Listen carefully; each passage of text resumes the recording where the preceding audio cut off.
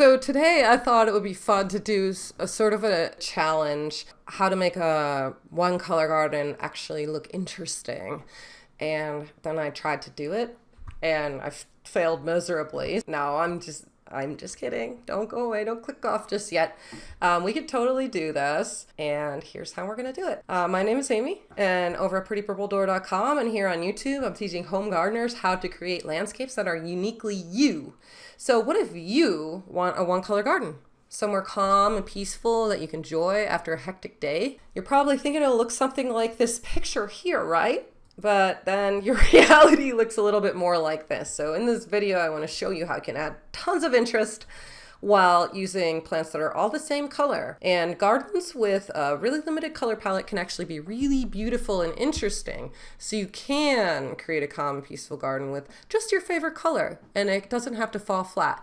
But a lot of you might be wondering by now, why am I still watching this, and why the heck would I even want a one color garden to begin with? That sounds stupid. Why don't we just add another color to it, right? Well, that's definitely an option, but there are a lot of people that like that one color look, or like a moon garden, or just something peaceful in their favorite color, and they don't want that jarring effect of different colors. So I thought it would be a neat challenge. We can just challenge ourselves, and it's also going to help you grow as a gardener, because you're going to learn all these cool, unique tricks and tips that you can do that don't involve buying more flowers and don't involve adding another color to your palette. So let's try it. Put a little garden on the side of the house. How about a moon garden?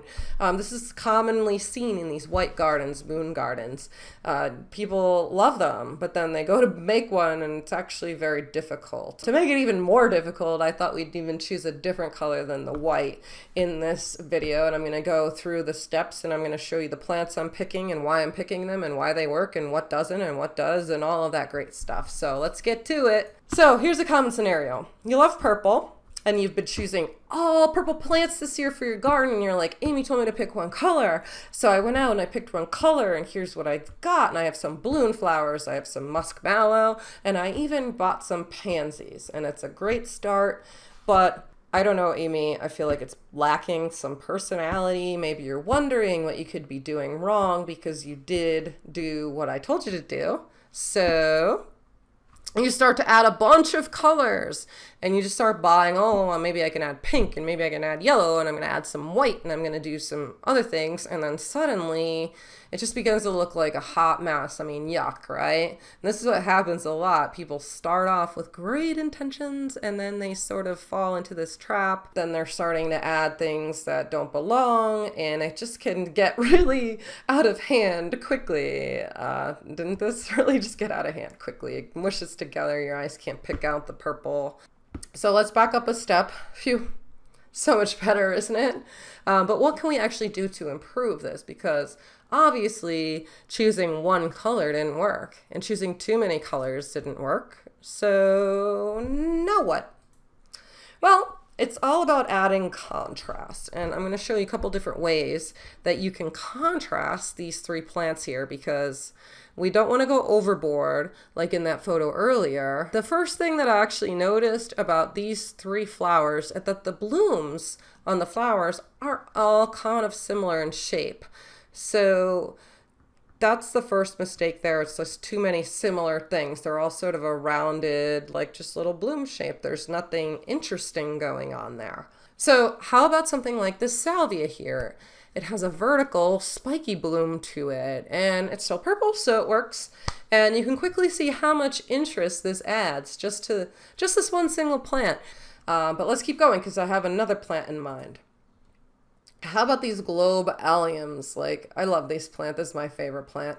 They have a different shape too. They're super round, like a ball or even a lollipop, I like to think. So now the garden is starting to come to life, actually. But it can still use some work, I think. I think that we could do a little bit better than just changing the bloom shape. So what about we start thinking about the shape of the overall plant? All of these ones that are chosen, except for the alliums, are pretty like low growing, mounded, what they call herbaceous perennial plants. So they're all sort of mounding on the ground. They're about the same size. So I think that adding something that's a different overall plant shape, not just an overall plant like bloom shape, but the overall plant shape will really, really add to this.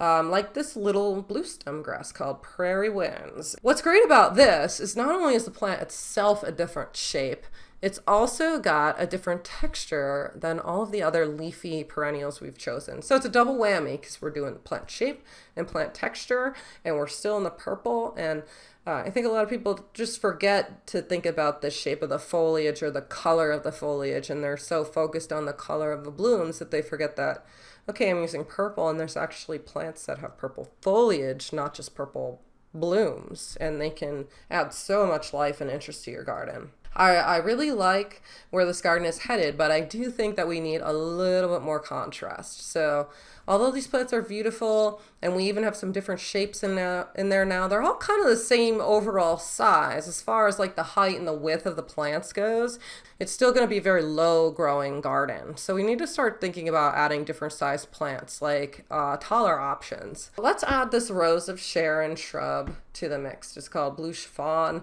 It gets huge. Most of the perennials are about 1 to 2 feet high, but this Rose of Sharon is really large. It could get 8 to 12 feet high. And it's pretty key because this is a big mistake. Come back to me. This is a big mistake.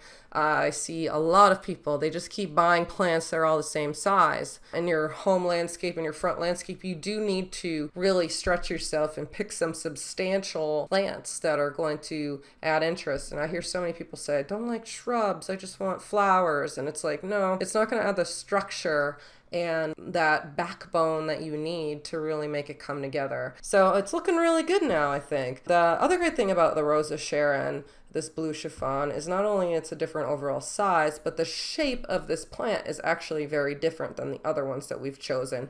It's almost like a vase shape, so it's very narrow down the bottom, and as it goes up, it gets wider and wider and wider. So another 2-for-1 deal with the Rose of Sharon score. But I think we should actually try even another one, maybe something that has like a different overall size than the Rose of Sharon and the other ones. Can we find like a different sized plant and also a different overall shape to the leaves of the plant? I think that would be really fun. So how about this rhododendron? This is called Starry Night. It's a really cool rhododendron.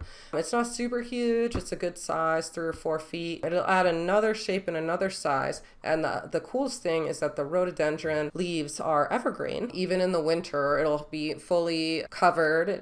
It doesn't drop its leaves at all. And the leaves are actually fairly large on this plant, especially compared to the other ones we've chosen. So they're kind of like these big glossy leaves instead of like smaller varieties of leaves. And then, so now look at that. I think we might have gotten it. Just to recap, because I know this is a lot that we've actually gone over and I've done it kind of quickly. We did not change the color palette from the purple, but we did use a lot of contrast. So first we contrasted the bloom shape with the salvias and the alliums here and here. And then we contrasted the plant shape and the plant texture with the little blue stem grass here. And then we contrasted the plant size and the plant shape with the large vase-shaped Rose of Sharon Blue Chiffon.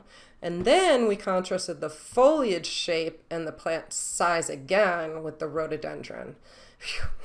That was a lot, right? And so the last thing you'll need to think about with any plants in the garden is the bloom time. And this is what a lot of people forget about.